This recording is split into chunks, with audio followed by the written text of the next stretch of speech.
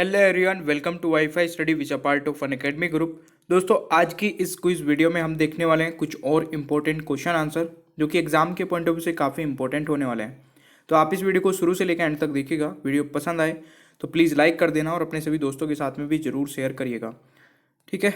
बाकी अगर आपने अभी तक टेलीग्राम ज्वाइन नहीं किया है तो टेलीग्राम को ज्वाइन कर लीजिए। सौरभ मलिक ऑफिशियल नाम से टेलीग्राम है। यहाँ पर आप लोगों को 5000 जीके के क्वेश्चन आंसर्स की पीडीएफ और सभी अनअकैडमी की फ्री क्लासेस के लिंक आपको मिल जाते हैं। अनअकैडमी की फ्री क्लासेस दोस्तों दो टाइम होती है मेरी, एक तो दिन में 2:30 बजे और एक रात में 11 बजे। दोनों क्लासेस को आप लोग ज्वाइन कर सकते हैं।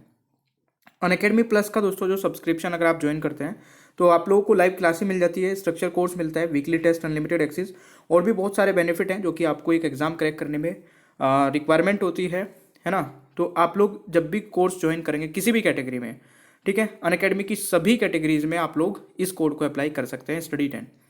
बाकी दोस्तों कॉम्बैट में भी एनरोल कर सकते हैं जो कि 6 फरवरी को है और इसमें आप अच्छे खासे प्राइस विन कर सकते हैं। इसका लिंक नीचे डिस्क्रिप्शन बॉक्स में मिल जाएगा और इसमें भी आप लोगों को स्टडी 10 कोड अप्लाई करना है और ज्वाइन कर लेना है। बाकी देखिए फरवरी का ऑफर चल रहा है अभी एसएससी के सभी एग्जाम में दोस्तों। आप लोगों को और एसएससी और बैंक का कॉम्बो भी है जिसमें आपको 6 मंथ और 12 मंथ का सब्सक्रिप्शन मिल जाता है। अगर आप 1 ईयर और 2 ईयर का सब्सक्रिप्शन ज्वाइन करते हैं, जैसे भी आप ज्वाइन करते हैं उसी हिसाब से आपको एडिशनल मंथ का सब्सक्रिप्शन मिल जाएगा। ध्यान रखिएगा 4 फरवरी तक ही वैलिड रहेगा ऑफर। सफलता बैच ज्वाइन कर सकते हैं जो कि 26 जनवरी से स्टार्ट हुआ है और इसमें भी आप लोगों को स्टडी 10 कोड अप्लाई करना है। अगर आप 24 मंथ का सब्सक्रिप्शन ज्वाइन करते हैं तो 325 पर मंथ और 12 मंथ का सब्सक्रिप्शन 542 पर मंथ आपको पेड करना होता है। एसएससी के सभी टेस्ट फ्री ऑफ कॉस्ट है, लगा सकते हैं हम लोग। तो चलिए शुरू करते हैं आज की वीडियो को, प्लीज़ पूरा एंड तक देखिएगा। दोस्तों, आज की वीडियो का पहला क्वेश्चन है, निम्न में से कौन एक मौलिक अधिकार नहीं है? Which of the following is not a fundamental right? तो इस क्वेश्चन का सही आंसर होगा नन, यानी कि कोई नहीं। ऑप्शन डी राइट आंसर हो जाएगा। इनमें से कोई भी फंडामेंटल राइट नहीं है। यह आपका पहला क्वेश्चन था। चलिए दूसरे क्वेश्चन पे आते हैं। दूसरा क्वेश्चन है, राज्यों में विधान परिषद का उन्मूलन किस अनुच्छेद से संबंधित है? और देखिए आपको किसी भी क्वेश्चन का आंसर आता होगा तो नीचे कमेंट बॉक्स में जरूर बताइएगा। इस क्वेश्चन का दोस्तों जो सही आंसर होगा वह आपका आर्टिकल 169 हो जाएगा। ठीक है, राज्यों में विधान परिषद का उन्मूलन किस अनुच्छेद से संबंधित है? यह आपका आर्टिकल 169 से है। अच्छा, वो आर्टिकल 168 और 170 के बारे में भी देख लेते हैं। आर्टिकल 168 बताता है राज्यों में विधानमंडल का गठन। ठीक है, ये आर्टिकल 168 में आता है। और 169 में मैं बता चुका हूँ, 170 में बता देता हूँ। विधानसभा की संरचना 170 यानी कि आर्टिकल 170 बताता है composition of the legislative assembly. ये आपको याद रखना है। अगला क्वेश्चन है, निम्नलिखित में से किसमें महिलाओं को आरक्षण प्रदान किया है? निम्नलिखित में से किसमें महिलाओं को आरक्षण प्रदान किया गया है? जल्दी से बताइए। देखिए दोस्तों, महिलाओं को आरक्षण पंचायत में भी है और नगर पालिका में भी है, यानी कि बोथ इस क्वेश्चन का राइट आंसर होगा। अब जो आपका पंचायत में है वो किस आर्टिकल में आता है और नगर पालिका में किस आर्टिकल में आता है ये भी मैं बता देता हूँ। तो देखिए आर्टिकल 243D हमें बताता है कि पंचायतों में सीटों का आरक्षण होगा। ठीक है, reservation of seat in panchayat. Article 143T हमें बताता है कि नगर पालिकाओं में भी सीटों का आरक्षण होगा। ठीक है, तो इस क्वेश्चन का सही आंसर आपको पता चल गया है। ठीक है, नेक्स्ट क्वेश्चन क्या कहता है कि राज्य लोक सेवा आयोग का उल्लेख किस अनुच्छेद में किया गया है? तो जल्दी से आंसर बताइए दोस्तों। तो भाई इस क्वेश्चन का राइट आंसर क्या होगा? राज्य लोक सेवा आयोग का उल्लेख किस अनुच्छेद में किया गया है? तो ये आर्टिकल 315 में किया गया है। ठीक है, अब आर्टिकल 312 और 316 क्या बताता है ये भी मैं आपको बता देता हूँ। आर्टिकल 312 बताता है अखिल भारतीय सेवा यानी कि ऑल इंडिया सर्विसेज, और आर्टिकल 315 में बता चुका हूँ। आर्टिकल 316 क्या बताता है? सदस्यों की नियुक्ति और पद, appointment and term of office of members. ठीक है, तो ये आपको भाई याद रखने हैं। जितने भी एक्स्ट्रा पॉइंट बता रहा हूँ ये भी सारे इंपॉर्टेंट हैं। ठीक है, अगला क्वेश्चन कहता है कि निम्नलिखित में से कौन सा अनुच्छेद बंधुआ मजदूरी पर प्रतिबंध लगाता है? Which of the following article ban forced labour? तो ये जो फोर्स्ड लेबर पे दोस्तों प्रतिबंध लगाता है आर्टिकल कौन सा है? 23 है।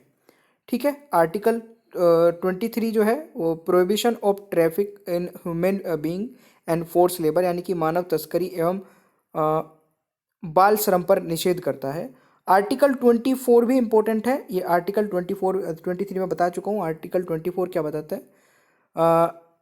बिल्कुल, prohibition of employment of children in factories यानी कि कारखाने आदि में बच्चों के रोजगार पर प्रतिबंध, ये आर्टिकल 24 बताता है। 23 और 24 में थोड़ा सा मतलब डिफ्रेंशिएट करने में प्रॉब्लम होती है, जब एग्जाम में आता है तो कन्फ्यूजन हो जाता है, इसलिए मैंने दोनों को साथ में लिखा, आपको बताया भी और आपको समझ में भी ये आ गया होगा। ऑलराइट, चलिए क्वेश्चन आता है, कौन सा मौलिक अधिकार केवल भारत के नागरिकों को उपलब्ध है? Which fundamental right is available only to a citizen of India? बताइए भाई। तो देखिए ऐसे कुछ फंडामेंटल राइट्स होते हैं दोस्तों, 4-5, जो कि केवल इंडियंस को ही मिलते हैं, यानी कि इंडियंस के लिए ही अवेलेबल होते हैं, और उसमें से एक आर्टिकल 15 है। ठीक है, बाकी जो 14 है, 21 है, 21A है, ये सभी फॉरेनर्स और इंडियंस दोनों के लिए होता है, बट आर्टिकल जो 15 है वो केवल इंडियंस के लिए होता है। मैं बता देता हूँ कौन कौन से आर्टिकल जो हैं दोस्तों, जो फंडामेंटल राइट है, और ये केवल इंडियंस के लिए है। आर्टिकल 15 में बता चुका हूँ, 16 भी केवल इंडियंस के लिए है, 19 भी केवल इंडियंस के लिए है, और आर्टिकल 29 एंड 30 भी केवल इंडियंस के लिए है। ऑलराइट, समझ में आ गया आप सभी को? तो ये भी आपको याद रखना है। अगला क्वेश्चन आता है, निम्नलिखित में से कौन सा सही नहीं है? दोस्तों यहाँ पे प्लीज इसको करेक्ट कर लेना, सही नहीं होगा। तो which of the following is not correct? तो बता दीजिए इनमें से कौन सा सही नहीं है। तो यहाँ पे आप देख पा रहे होंगे आर्टिकल 148 लिखा है पावर ऑफ द CAG यानी कि कैग, और आर्टिकल 165 लिखा है एडवोकेट जनरल। ठीक है, तो 165 बिल्कुल सही लिखा है, आर्टिकल 76 अटॉर्नी जनरल लिखा है ना। बट यहाँ पे अगर मैं बात करूँ दोस्तों, आर्टिकल 148 गलत लिखा है।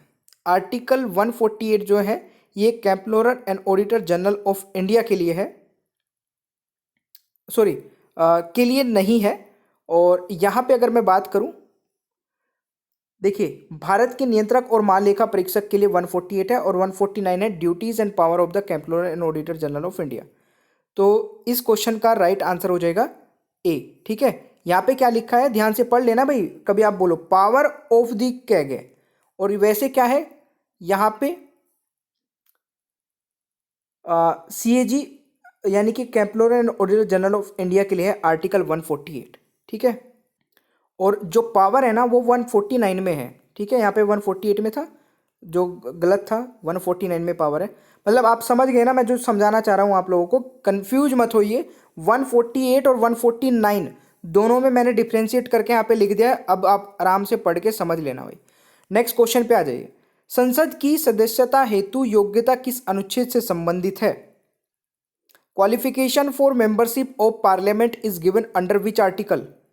तो अगर मैं बात करूं दोस्तों किस आर्टिकल के तहत, तो right answer is article 84, option D हो जाएगा राइट आंसर, आर्टिकल 84। यहाँ पे अगर मैं बात करूं दोस्तों आर्टिकल 83 की और 84 की, दोनों में थोड़ा सा कन्फ्यूजन रहता है।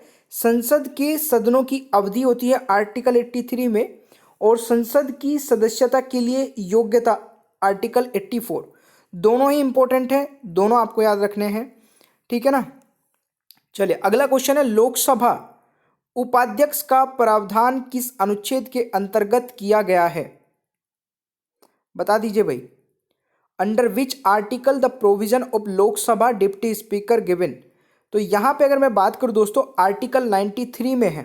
ठीक है, under which article provision of Lok Sabha deputy speaker given, article 93।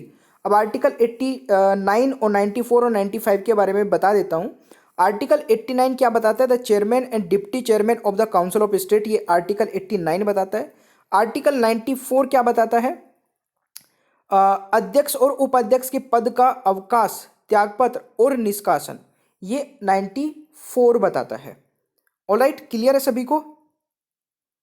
चलिए नेक्स्ट पे आ जाते हैं, और यहाँ पे एक 95 भी था ना, वो शायद हम टाइप करना भूल गए, मैं बता देता हूँ। आर्टिकल 95 बता दे दोस्तों, power of the deputy speaker और another person to perform the duties of the office of speaker.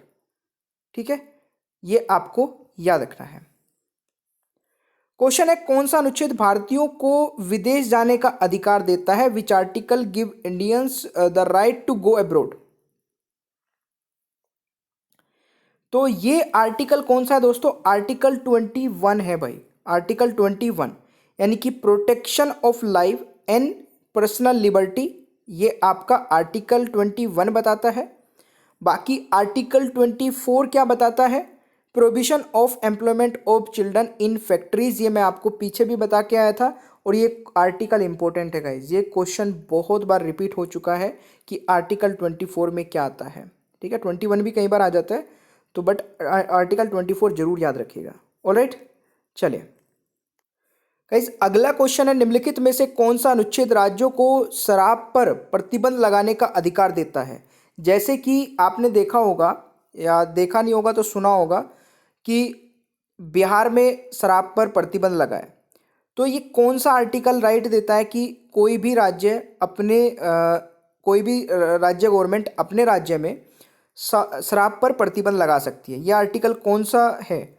तो ये आर्टिकल 47 के तहत लगाया जा सकता है दोस्तों, ये आपको याद रखना है। इसमें आर्टिकल 44 और 48 के बारे में मैं बता देता हूँ।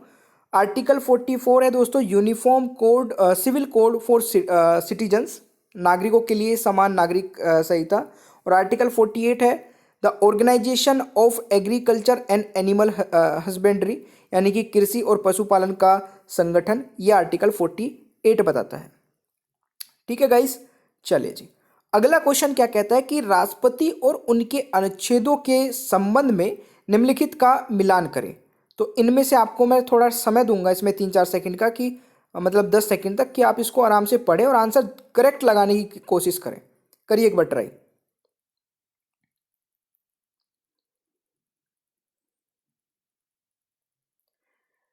तो देखिए दोस्तों, मेरे हिसाब से आपने लगाया होगा आर्टिकल 52 क्या बताता है? आर्टिकल 52 प्रेसिडेंट ऑफ इंडिया के बारे में बताता है। अगर आपने यहाँ तक कर लिया होगा तो आप आधे ऑप्शन हटा सकते हैं, जैसे कि डी और ए, क्योंकि पहले का सेकंड होगा, पहले का सेकंड इसमें और इसमें। फिर दूसरा यहाँ पे आता है article 54। Article 54 election of president के बारे में बताता है। इलेक्शन ऑफ प्रेसिडेंट 1 पे चला गया। अब बी का 1, बी का 3 आ गया यहाँ पे, सॉरी बी का 1 है, बी का 1 है, तो अभी भी हम डिसाइड नहीं कर पा रहे हैं। आर्टिकल 58 हमें क्या बताता है? Qualification of president. तो क्वालिफिकेशन कौन सा हो गया? ये आ गया आपका 4। तो 4 यहाँ पे इसमें आ गया, बी सी में नहीं आया तो ये भी कट गया, तो आपको ऑटोमेटिक ये हो जाएगा, यानी कि बी राइट आंसर होगा। समझ गए सभी? तो ऐसे भी आप क्वेश्चन को कर सकते हैं, ये मैंने यहाँ पे बता भी दिए हैं, आप इसको देख लेना भाई। क्वेश्चन आता है, निम्नलिखित में से कौन सा अनुच्छेद संयुक्त राष्ट्र संघ की अंतर्राष्ट्रीय शांति और सुरक्षा की ओर इंगित करता है? Which of the following article indicates toward the international peace and security of the United Nation? बताइएगा जरा आंसर क्या होगा मेरे प्यारे दोस्तों। इस क्वेश्चन का राइट आंसर आर्टिकल 51 हो जाएगा, यह आपको याद रखना है।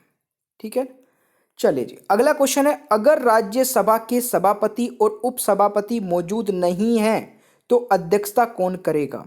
If the chairman and deputy chairman of Rajya Sabha are not present then who will preside? तो उस समय दोस्तों deputy speaker of Lok Sabha preside करेगा। तो इस क्वेश्चन का सही आंसर ऑप्शन सी हो जाएगा। मुझे आशा है कि आप लोगों ने भी यही आंसर किया होगा। ठीक है, चलिए बढ़ते हैं नेक्स्ट क्वेश्चन की ओर। और अगर देखिए सेशन मेरे प्यारे दोस्तों पसंद आ रहा है और आपको एक क्वेश्चन समझ आ रहे हैं, प्लीज़ ये लाइक का बटन जरूर प्रेस कर दीजिएगा। ठीक है, अभी आपको ब्लैक दिख रहा होगा, इसको ब्लू कर दीजिए। निम्नलिखित में से कौन सा अनुच्छेद भारत का मैग्ना कार्टा के रूप में जाना जाता है? जल्दी से बता दीजिए। अगर आपने पहले भी ऐसा क्वेश्चन पढ़ा है तो आंसर बता सकते हो, अदरवाइज बिल्कुल गलत करने वाले हो। निम्नलिखित में से कौन सा अनुच्छेद भारत का मैग्ना कार्टा के रूप में जाना जाता है? दोस्तों इस क्वेश्चन का राइट आंसर होगा आर्टिकल 12 से 35 तक। आर्टिकल 12 से 35 तक मैग्ना कार्टा के रूप में जाना जाता है। क्वेश्चन आता है आपका, संविधान सभा में कितनी महिलाओं को शामिल किया गया था? How many women were included in the constitution assembly? तो इसमें दोस्तों महिलाओं को 15 महिलाओं को शामिल किया गया था। बाकी मैं थोड़ा और आपको समझा देता हूँ। संविधान सभा में कुल 389 निर्वाचित सदस्य थे, जिसमें से 15 महिलाएं थी। एक क्वेश्चन तो दोस्तों यही बन जाता है कि कितनी महिलाएं थी। कितने कुल निर्वाचित सदस्य थे। और एक क्वेश्चन ये बन जाता है कि संविधान सभा में एकमात्र मुस्लिम महिला कौन थी, तो ये बेगम एजाज रसूल थी। ठीक है, तो दोस्तों बहुत इंपॉर्टेंट क्वेश्चन बता रहा हूँ मैं, ये लो आप इसको जरूर नोट कर लीजिएगा कि आपसे क्वेश्चन में पूछा जा सकता है कि elected member of the constitution assembly में कौन एक मुस्लिम महिला थी, तो बेगम एजाज रसूल थी। ये आपको जरूर याद रखना है। क्वेश्चन आता है सिंधी भाषा को हमारे संविधान की 8वीं अनुसूची में आधिकारिक भाषा की सूची में किस वर्ष शामिल किया गया था, जल्दी बता दीजिए। तो दोस्तों ये शामिल किया गया था 1967 में, यानी कि बी इस क्वेश्चन का राइट आंसर हो जाएगा। और अगला क्वेश्चन हमारा क्या कहता है, इसको भी देख लेते हैं कि राज्यों में पंचायत चुनाव कराने के लिए कौन जिम्मेदार है, वो is responsible for holding a Panchayati election in states. तो पंचायती इलेक्शन ऑब्वियसली बात है दोस्तों, आप थोड़ा सा भी दिमाग यूज करेंगे तो आप इस क्वेश्चन का आंसर बता सकते हैं। स्टेट इलेक्शन कमीशन कराता है। ठीक है, एंड द नेक्स्ट इज निम्नलिखित में से कौन सा अनुच्छेद राज्य को समान न्याय और मुफ्त विधिक सहायता का अधिकार देता है, कौन सा आर्टिकल देता है ये बताइएगा। चलिए जी, आर्टिकल 39 के बारे में मैं बता देता हूं।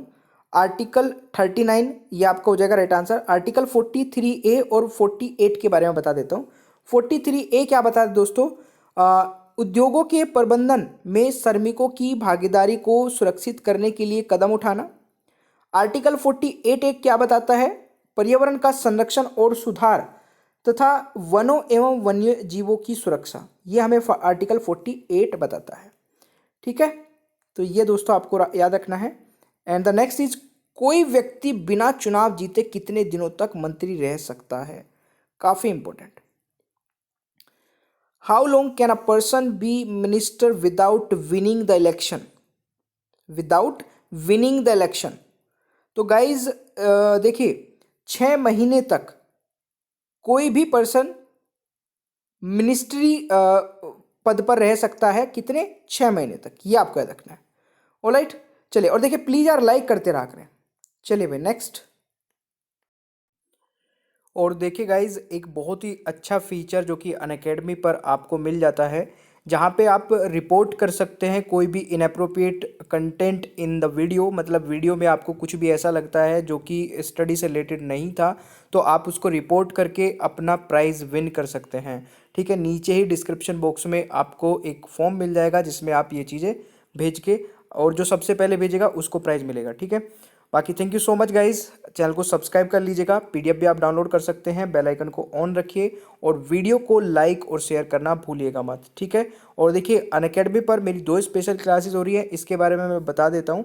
एक तो दिन में होती है दोस्तों 2:30 बजे, ठीक है, और एक होती है रात को 11 बजे। दोनों ही इंपॉर्टेंट है, और दोनों क्लासेस को आप कैसे देख पाओगे, नीचे डिस्क्रिप्शन बॉक्स में मेरी प्रोफाइल का लिंक आपको मिल जाएगा, अनअकैडमी प्रोफाइल का लिंक, उस पर क्लिक करना है, फॉलो कर लेना है, और फॉलो करते ही आपके पास नोटिफिकेशंस आने स्टार्ट हो जाएंगे। ठीक है, तो चलिए मिलते हैं नेक्स्ट क्लास में। Thank you so much.